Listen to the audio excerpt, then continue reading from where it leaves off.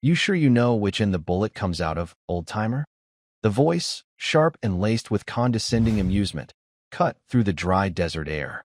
Gunnery Sergeant Miller, a man whose crisp uniform and rigid posture screamed institutional pride, stood with his arms crossed, a smirk playing on his lips. He gestured with his chin toward the M40A6 sniper rifle resting awkwardly in the hands of the elderly man. The man, frail and stooped, with skin like worn leather and eyes clouded by age, didn't respond. He simply continued his slow, methodical attempt to get comfortable with the weapon, his movements deliberate and shaky. A ripple of snickers spread through the line of young Marines waiting their turn on the advanced marksmanship range at Camp Pendleton. They were the best of the best, force recon candidates, and today was a family and mentors day, a chance to show off their elite skills. The old man was the grandfather of a young lance corporal named Dean, who stood a few feet away, his face burning with a mixture of shame and helpless frustration. He wanted to say something, to defend his grandfather, but a lance corporal doesn't talk back to a gunnery sergeant, especially not one as notoriously hard as Gunny Miller. Miller took the old man's silence as confusion. "Look, Pop, this isn't a squirrel gun. It's a precision instrument. Maybe we get you a nice, safe spot in the bleachers? We can bring you some lemonade." The laughter grew louder. The old man finally looked up, his pale blue eyes meeting Miller's for a brief moment. There was no anger in them, no defiance, just a quiet, weary patience. "I'll be all right, son," he said, his voice a low, gravelly whisper that was nearly lost to the wind. "Just need to get the feel of it. Different from what I'm used to." Miller rolled his eyes dramatically for his audience. "Different from your musket, you mean? All right, have it your way. But you missed the berm. I'm pulling you off this line myself." Range safety is paramount. He stepped back, adopting the pose of a patient teacher dealing with a hopeless student. Dean watched, his stomach twisting into a knot. He had been so proud to bring his grandfather, Silas, to the range. He'd spent his childhood listening to Grandpa Silas's quiet, humble stories, not of war, but of hunting, of patience, of understanding the wind and the land. He thought this would be a bridge between his world and his grandfather's. Instead, it was turning into a public humiliation. Silas finally settled into a sitting position, the rifle resting on the sandbag. His form was all wrong by modern standards. His elbow wasn't tucked right, his breathing seemed erratic, and his cheek weld was inconsistent. Gunny Miller began a running commentary, his voice dripping with sarcasm. "All right, Marines, observe. This is a masterclass in what not to do. Note the unique grip, the zen-like disregard for proper sight picture. A bold strategy." The young Marines, eager to curry favor with the formidable instructor, chuckled on cue. Silas ignored him. He squinted downrange, his head tilting slightly, as if listening to something only he could hear. The target was a standard silhouette at 800 meters, a challenging but achievable distance for the operators in training. For what felt like an eternity, Silas did nothing. He just sat there, the rifle resting before him, his gnarled finger resting near the trigger guard. Miller was about to lose his patience entirely when the old man's body went still. There was a gentle exhale, a subtle shift in his shoulder, and then the deep, resonant crack of the rifle echoed across the valley. The Marines all looked through their spotting scopes or the range binoculars, eager to see the miss. A puff of dust kicked up far to the left of the target, a clean miss by at least 20 feet. "And there it is," Miller announced triumphantly. "Not even on the paper. Not even on the backstop. Sir, you've managed to miss the entire target area." Dean felt his heart sink. He knew his grandfather's eyes weren't what they used to be. He should have never suggested this. Silas showed no reaction. He calmly worked the bolt, ejected the spent casing, and chambered a new round. His movements were slow but fluid, a stark contrast to the earlier shakiness. He settled in again. Another long pause. Another crack from the rifle. Another puff of dust, this time far to the right. The snickering was now open, unrestrained laughter. "Okay, this is getting dangerous," Miller said, his tone hardening. "He's just flinging lead around. One more, old man. Then you're done." Silas worked the bolt again, his expression unreadable. He took his time, ignoring the jeers and the palpable condescension radiating from the gunnery sergeant. He fired a third shot. A cloud of dust erupted well short of the target. Miller threw his hands up in exasperation. That's it. I'm calling it. Fun's over, Grandpa. As Gunny Miller strode forward to take the rifle, Silas fired a fourth time. And a fifth. The reports came faster now, a steady, rhythmic cadence. Crack. Work the bolt. Crack. Work the bolt. And with each shot, a puff of dust appeared somewhere in the vast, empty expanse downrange, never once striking the silhouette target. It was a pathetic display. The young Marines were no longer just laughing. They were shaking their heads in a mixture of pity and disbelief. Dean couldn't watch anymore. He turned away, wishing the ground would swallow him whole. All right, that is enough. Miller's voice boomed with authority. He reached Silas and put a hand on the rifle's barrel. I said you're done. For the first time, the old man resisted. His grip on the rifle, surprisingly firm, did not yield. His pale eyes, no longer weary, held a flicker of something else, a deep, focused intensity. I'm not done, Silas said, his quiet voice carrying an unexpected weight of command. It wasn't a request. It was a statement of fact. The sudden shift in demeanor, the quiet assertion of will from this frail, old man, momentarily stunned Miller. He was so taken aback that he didn't immediately rip the weapon away. In that moment of hesitation, a black SUV with official markings came rolling up the dirt service road, kicking up a plume of dust. It parked behind the firing line, and the atmosphere on the range instantly changed. Doors opened, and out stepped two men. One was the base commander, Colonel Vance, a man known for his stern but fair leadership.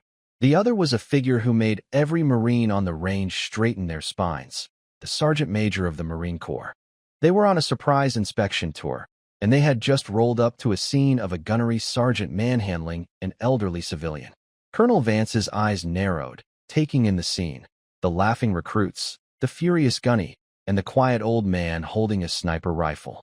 Gunnery Sergeant Miller. The colonel's voice was calm, but it cut through the air like a razor blade.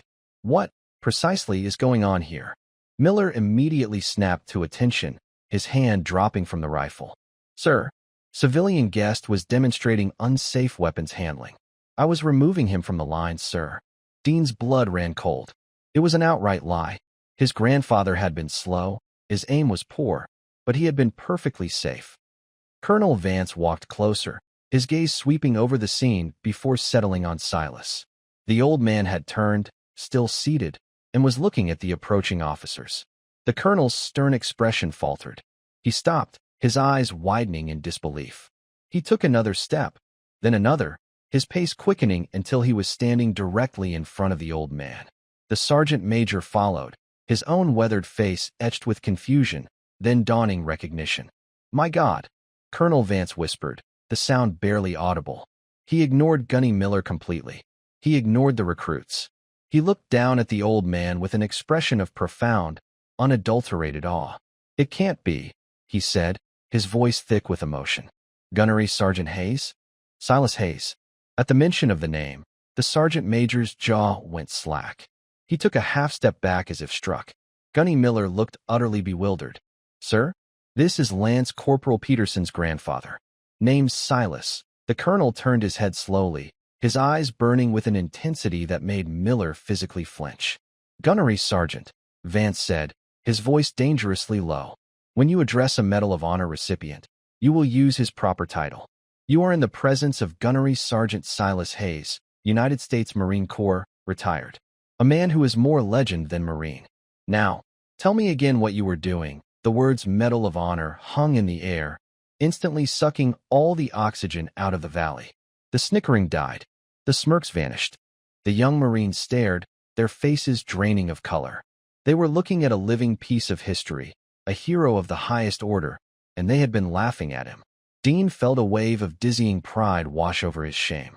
His quiet, humble grandfather? A legend? Gunny Miller's face had turned a pasty white. Yes, sir.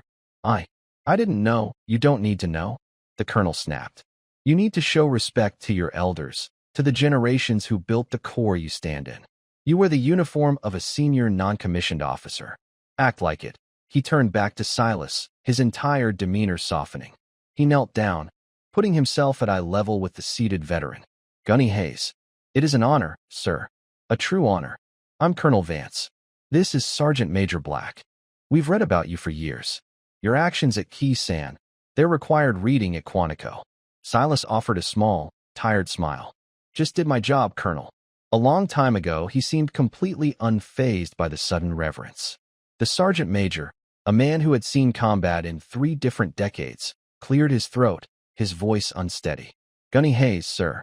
The men of my generation, we grew up hearing stories about you. The whispering ghost. The man who held the western perimeter by himself for 3 days. He looked down at the rifle. We were told you could make a rifle do things physics said were impossible. Gunny Miller stood frozen, a statue of pure horror. He had mocked a living legend. He had called a Medal of Honor recipient Pop Pop. The weight of his transgression settled on him like a physical blow, and he felt his knees weaken. The colonel, sensing the need to change the subject and perhaps understand what had truly happened, gestured downrange. Sir, if you don't mind my asking, what were you shooting at? My gunny seemed to think you were having some trouble with the 800-meter target. Silas's gaze drifted back towards the distant, sun-baked hills. He lifted a trembling hand and pointed, not at the line of silhouette targets, but far, far beyond them, into the shimmering heat haze. Eyes aren't what they used to be, he said quietly. Can't rightly see your targets. But I remember the range layout from the old days. There's a gully back there. Used to be an old observation post.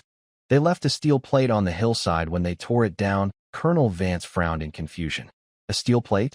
Sir, that has to be at least 2,000 meters out. The sergeant major immediately grabbed the high-powered spotting scope used by the instructors, a piece of equipment far more powerful than the standard rifle scopes. He swiveled it, aiming it towards the distant ridge Silas had indicated. He peered into the eyepiece, scanning the brown and green landscape. For a long moment, he was silent.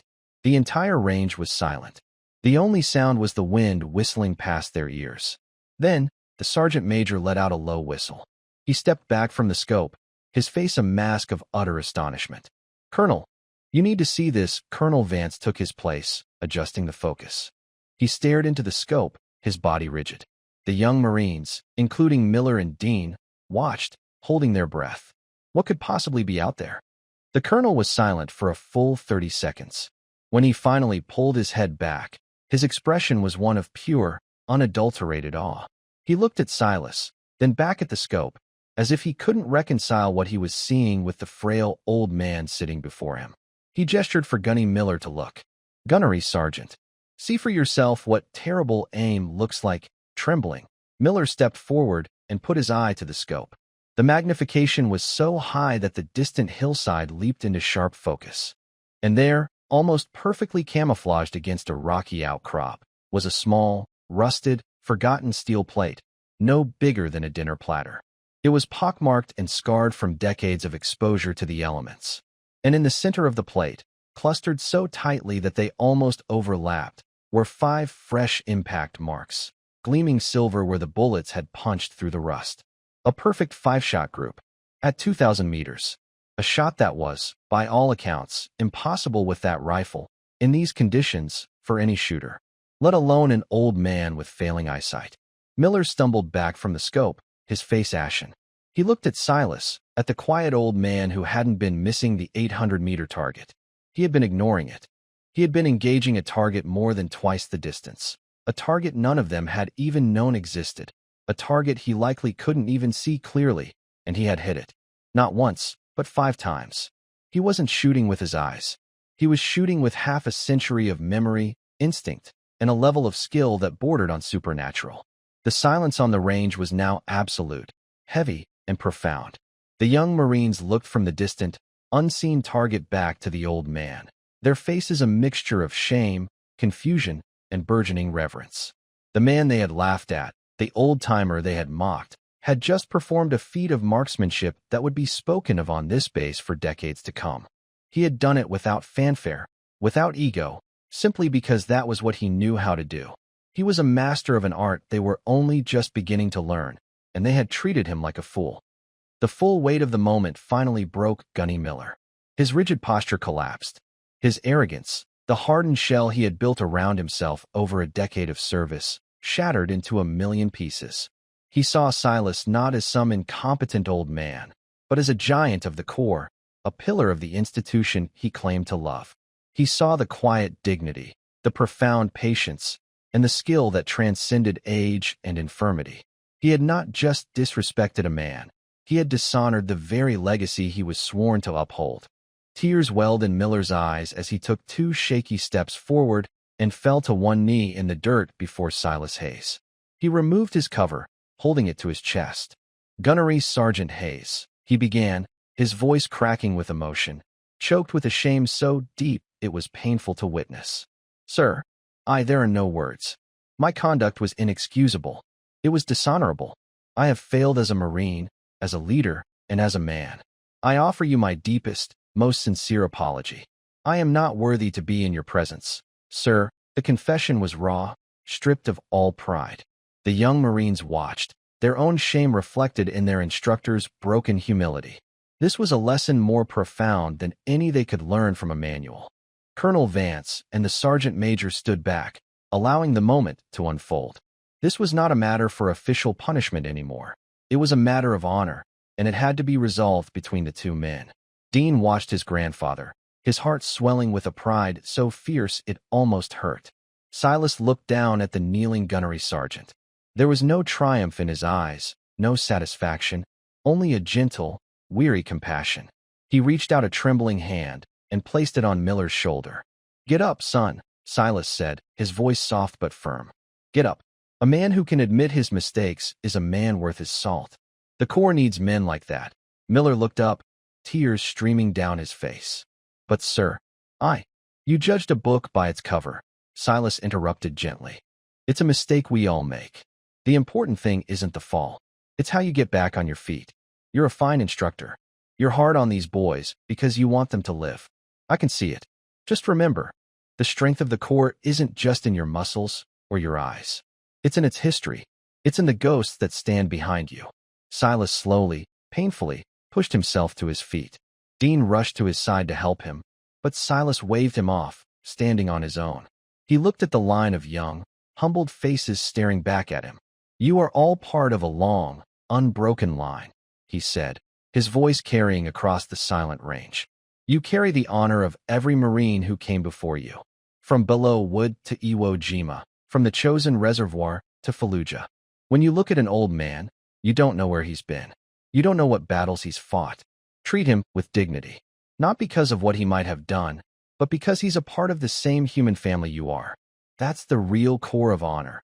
He gave a slight nod to Colonel Vance and the sergeant major, a sign of respect between peers that transcended rank.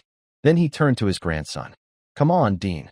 I think it's time for some of that lemonade they were talking about." As Dean walked with his grandfather back toward the car, the entire range, from the Force Recon candidates to the sergeant major of the Marine Corps, snapped to the sharpest position of attention they had ever held. They rendered a silent, perfect salute to the stooped old man walking away. Gunny Miller remained on one knee for a long time, his head bowed, not in shame anymore, but in a moment of profound, life-altering reflection. He had come to the range that morning to teach young Marines how to shoot. Instead, a quiet, unassuming legend had taught him, and everyone present, what it truly meant to be a Marine. The lesson had nothing to do with hitting a target and everything to do with seeing the hero that might be standing right in front of you.